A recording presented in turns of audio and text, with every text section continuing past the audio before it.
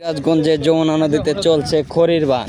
কি পরিমাণ খড়ি মানুষ ধরতেছে, পুরা নদীর কিনার জুড়ে শুধু মানুষ আর মানুষ আর লক্ষ লক্ষ টন খড়ি।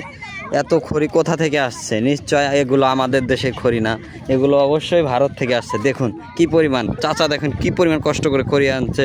এদিকে মহিলা মানুষ তো অহরহ, এরা খড়ির জন্য হাহাকার করছে। কি পরিমাণ খড়ি এরা সংগ্রহ করছে, দেখুন লক্ষ লক্ষ টন খড়ি এরা সংগ্রহ করছে। এগুলো খড়ি যাবে কোথায়? সিরাজগঞ্জে যমুনা নদীতে চলছে খড়ির বান। কি পরিমাণ খড়ি মানুষ ধরতেছে, পুরা নদীর কিনার জুড়ে শুধু মানুষ আর মানুষ আর লক্ষ লক্ষ টন খড়ি। এত খড়ি কোথা থেকে আসছে? নিশ্চয় এগুলো আমাদের দেশের খড়ি না, এগুলো অবশ্যই ভারত থেকে আসছে। দেখুন কি পরিমাণ, চাচা দেখুন কি পরিমাণ কষ্ট করে খড়ি আনছে।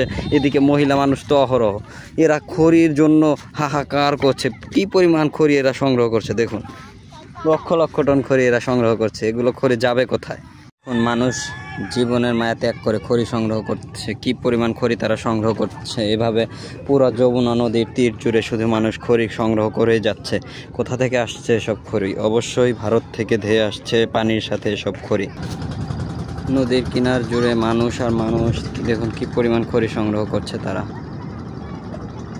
এসব মানুষ অবশ্যই খড়ি কিনে জ্বালানি হিসাবে ব্যবহার করে, কিন্তু এবছর হয়তো আর জ্বালানি হিসাবে কিনে খড়ি ব্যবহার করতে হবে না।